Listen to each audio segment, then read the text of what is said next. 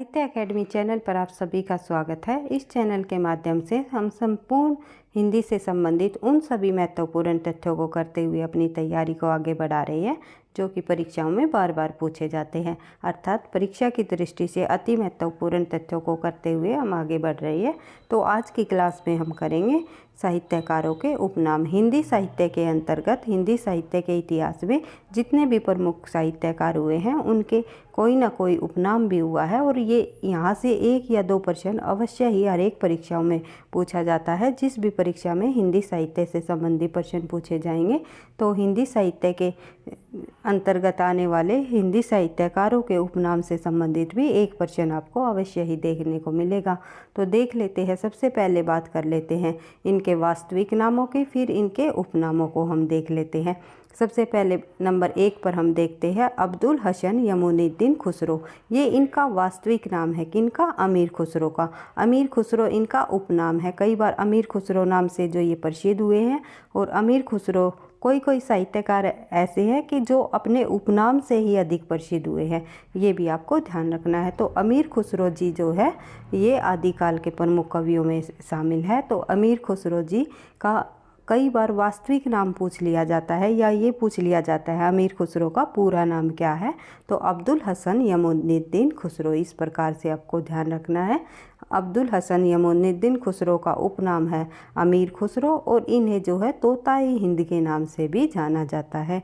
ये आपको ध्यान रखना है। बढ़ते हैं आगे, देख लेते हैं नंबर 2 आचार्य महावीर प्रसाद द्विवेदी। आप सभी को पता है द्विवेदी युग के अंतर्गत जो द्विवेदी युग के प्रमुख कवियों में जिनका नाम जो है द्विवेदी युग का जो नाम ही जो है आचार्य महावीर प्रसाद द्विवेदी जी के नाम पर पड़ा है। जिस प्रकार से भारतेंदु युग का नाम जो है भारतेंदु हरिश्चंद्र जी के नाम पर पड़ा है, उसी प्रकार द्विवेदी युग का जो नामकरण है वो महावीर प्रसाद द्विवेदी के नाम पर ही पड़ा है। तो महावीर प्रसाद द्विवेदी जी का उपनाम क्या है? आत्माराम। कई बार परीक्षाओं में पूछा जाता है। फिर है तीसरे नंबर पर आचार्य हेमचंद्र, जो कि अपभ्रंश भाषा के प्रमुख विद्वान रहे हैं। अपभ्रंश भाषा का व्याकरण ग्रंथ भी इन्होंने लिखा है जिनका नाम है शब्दानुशासन। कई बार ये पूछ लिया जाता है शब्दानुशासन जो व्याकरण ग्रंथ है वो किसने लिखा है, किस भाषा में लिखा है। तो अपभ्रंश भाषा का ये व्याकरण ग्रंथ रहा है शब्दानुशासन। तो इस प्रकार से आपको ध्यान रखना है। आचार्य हेमचंद्र जी का अगर हम उपनाम देखें तो कलिकाल का सर्वज्ञ। कलिकाल का सर्वज्ञ किसका उपनाम है? आचार्य हेमचंद्र जी का। फिर है आनंदीलाल, जो कि जैनेन्द्र जी का वास्तविक नाम है आनंदीलाल और जैनेन्द्र नाम से जो है ये अधिक प्रसिद्ध हुए हैं। जैनेन्द्र जी का जो कई बार रचनाएं पूछ ली जाती है तो सुनीता, परख, त्यागपत्र ये जैनेन्द्र जी के प्रमुख उपन्यास रहे हैं। तो इस प्रकार आपको ध्यान रखना है। बढ़ते हैं आगे। आनंदीलाल किन का वास्तविक नाम है? जैनेन्द्र का। और आनंदीलाल का उपनाम क्या है? जैनेन्द्र। इस प्रकार से आपको हर एक तथ्यों को बिल्कुल बार बार रिवाइज करते हुए याद कर लेना है ताकि एक भी प्रश्न आपको परीक्षा में यहाँ से देखने को मिले तो आप आसानी से उसका सही आंसर लगा सको। तो देख लेते हैं नंबर 5 पर अब्दुल रहीम खान खाना। तो अब्दुल रहीम खान खाना जो नाम है वो रहीम जी का है। रहीम का नाम क्या है? अब्दुल रहीम खान खाना। बढ़ते हैं आगे नंबर 5 पर अंबिका दत्त व्यास। अंबिका दत्त जी का क्या नाम है? उपनाम? अंबिका दत्त का उपनाम है भाई व्यास। तो इस प्रकार आपको ध्यान रखना है। बढ़ते हैं आगे नंबर 6 पर देख लेते हैं उदयनाथ, जो कि कालिदास त्रिवेदी के पुत्र रहे हैं। तो इनका उपनाम क्या है? उदयनाथ जी का कालिदास त्रिवेदी के पुत्र कविंदर नाम से जाने जाते हैं ये। उपेंद्र नाथ जी का उपनाम क्या रहा है? आप सभी को पता है उपेंद्र नाथ अस्क जी के उपनाम से ये प्रसिद्ध हुए हैं।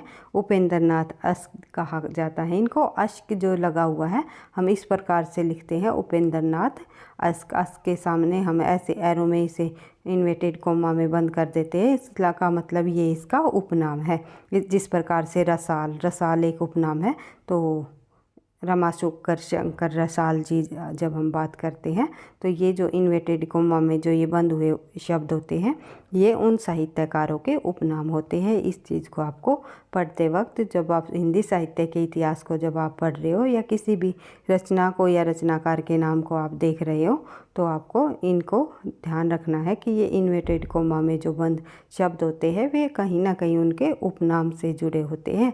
तो देख लेते हैं नंबर 8, केशवदास। केशवदास जी का उपनाम क्या है, क्या कहा जाता है केशवदास जी को? कठिन काव्य का प्रेत।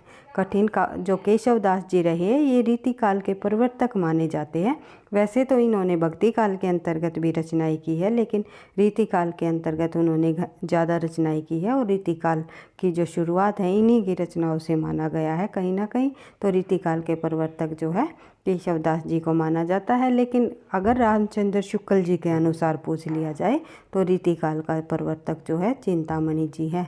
चिंतामणि रीति काल के प्रवर्तक माने जाते हैं। और वैसे जो सर्वमान्य तौर पर अगर बात करें तो केशवदास जी को रीति काल का प्रवर्तक माना जाता है।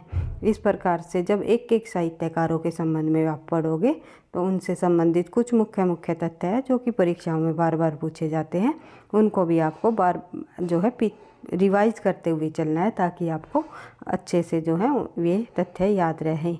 तो देख लेते हैं, कठिन काव्य का प्रेत किसे कहा जाता है? वो कहा जाता है केशवदास जी को। अगर ये पूछ लिया जाए कठिन गद्य का प्रेत किसे कहा जाता है तो कठिन गद्य का प्रेत जो है अज्ञे जी रहे हैं, अज्ञे जी को कहा जाता है। ये आपको ध्यान रखना है। अज्ञे जी का, अज्ञे भी इनके जो उपनाम है तो इनका पूरा नाम है अज्ञे जी का हीरानंद सचिनानंद वात्सायन अज्ञे। ये आगे आपको देखने को मिलेगा शायद। देख लेते हैं आगे। अगला जो हमारा तथ्य है प्रश्न है प्रश्न संख्या 9, कैलाश सक्सेना। कैलाश सक्सेना जो कि कमलेश्वर जी का वास्तविक नाम है। कैलाश सक्सेना उपनाम है कमलेश्वर, क्योंकि कमलेश्वर नाम से अधिक प्रसिद्ध हुए हैं। मैंने आपको बताया था बहुत सारे लेखक ऐसे हुए, साहित्यकार ऐसे हुए हैं जो अपने उपनाम से अधिक प्रसिद्ध हुए हैं। वास्तविक नाम से वे इतने अधिक प्रसिद्ध नहीं हुए जो जितने कि वे उन अपने उपनाम से प्रसिद्ध हुए हैं। तो कमलेश्वर नाम से अधिक प्रसिद्ध हुए हैं, ये इनका नाम है वास्तविक नाम कैलाश सक्सेना। उसके बाद है केदारनाथ अग्रवाल। केदारनाथ अग्रवाल को केन का कवि भी कहा जाता है। उसके बाद है कांता पांडे। कांता पांडे को चोंच के नाम से जाना जाता है। बढ़ते हैं आगे। कन्हैयालाल मिश्र। कन्हैयालाल मिश्र जी का जो उपनाम है वो प्रभाकर। हम पूरा बोलते हैं कन्हैयालाल मिश्र प्रभाकर, तो ये पूरे नाम से जो है प्रसिद्ध हुए हैं। उसके बाद देख लेते हैं आगे नंबर 13 पर केदारनाथ मिश्र। केदारनाथ जो मिश्र है ये प्रभात नाम से इनका उपनाम रहा है। केदारनाथ मिश्र प्रभात कहा जाता है। तो बढ़ते हैं आगे। प्रश्न संख्या 14, कृष्ण देव प्रसाद गौड़ बेढब बनारसी जो है कृष्ण देव प्रसाद गौड़ का क्या उपनाम है? वो है बेढब बनारसी। इस प्रकार आपको ध्यान रखना है। कबीर को क्या कहा जाता है? वाणी का डायरेक्टर। किस विद्वान ने कहा कबीरदास जी को वाणी का डायरेक्टर? वो कहा हजारी प्रसाद ने, हजारी प्रसाद द्विवेदी जी ने। ये आप सभी को पता है क्योंकि कबीरदास जी से संबंधित तथ्य आप बचपन से ही पढ़ते आ रहे हो हिंदी के अंतर्गत। मतलब कहने का ये है मेरा बचपन से नहीं, जब से आपने साहित्य को पढ़ना शुरू किया था तभी से आप जो है कबीरदास जी को पढ़ते आ रहे हो। तो कबीरदास जी से संबंधित जितने दोहे हैं, शब्द हैं, उनकी शाखियाँ वे सभी के सभी जो है बीजक में संग्रहित है। तो साखी,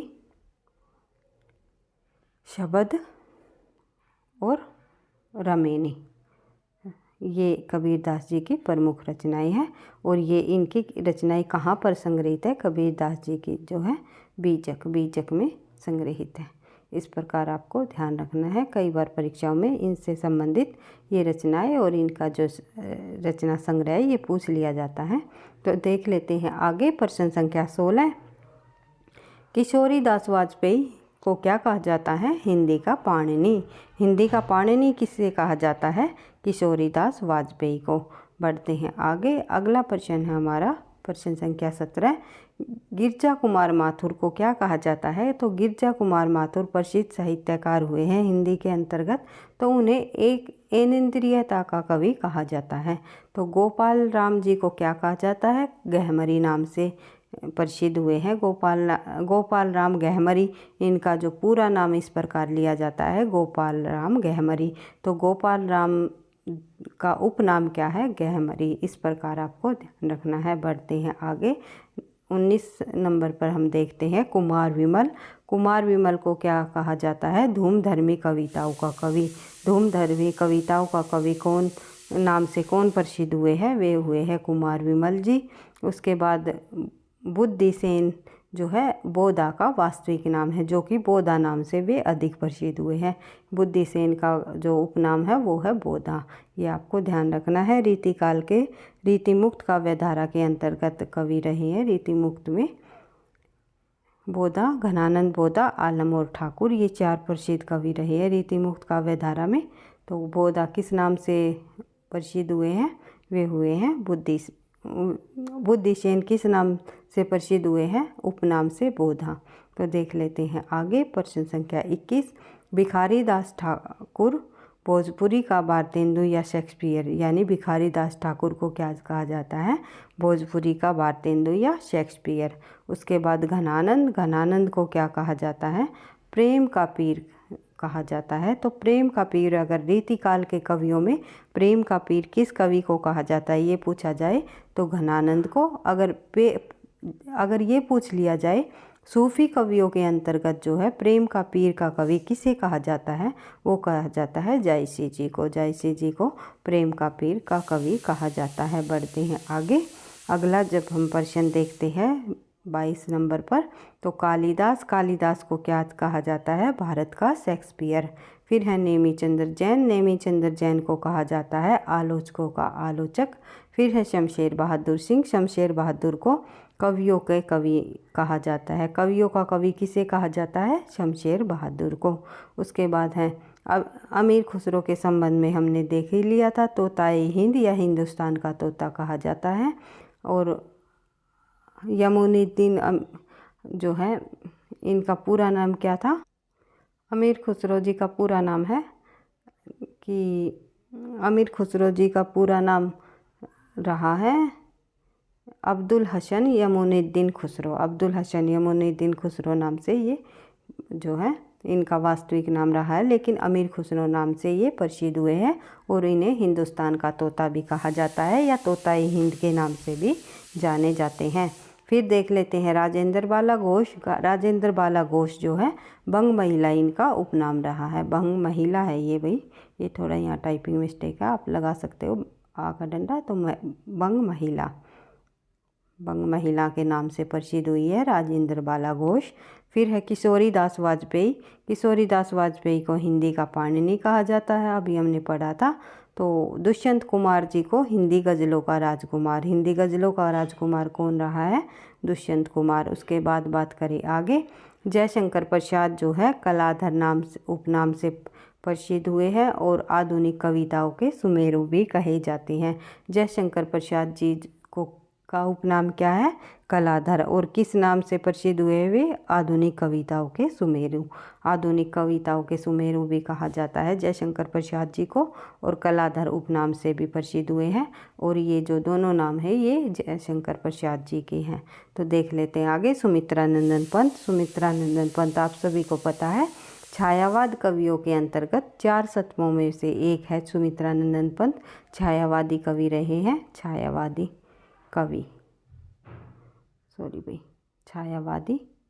एक सेकेंड।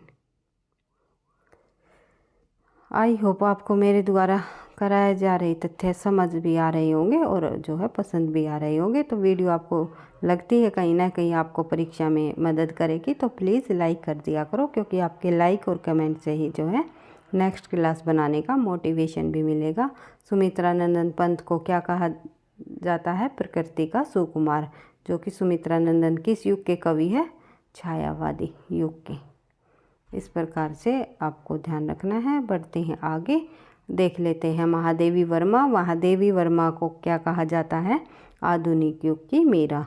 उसके बाद माखनलाल चतुर्वेदी। माखनलाल चतुर्वेदी को एक भारतीय आत्मा के नाम से जाना जाता है। और फिर है हरिवंश राय बच्चन। हरिवंश राय बच्चन जो है हालावादी कवि के रूप में प्रसिद्ध हुए हैं। उसके बाद देख लेते हैं अज्ञे जी को। अज्ञे जी को मैंने बताया था कठिन गद्य का प्रेत कहा जाता है। और कठिन काव्य का प्रेत अगर पूछ लिया जाए, कठिन काव्य का प्रेत किसे कहा जाता है, वो कहा जाता है केशव दास जी को। केशव दास, ये आपको ध्यान रखना है। फिर है धनपत राय। धनपत राय से संबंधित जो नाम है, यानी कि मुंशी प्रेमचंद जी का जो वास्तविक नाम है वो क्या है, धनपत राय।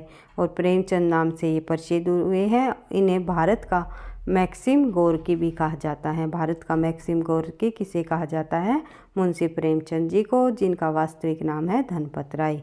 इस प्रकार आपको ध्यान रखना है। उसके बाद देख लेते हैं नंबर 37, प्रश्न संख्या, एक सेकेंड भाई। उसके बाद देख लेते हैं अगला क्वेश्चन। तो इसमें वृंदावन लाल वर्मा जी को क्या कहा जाता है, बुंदेलखंड का जो है चंद बरताई। उसके बाद बात करें आगे, एक सेकेंड भाई।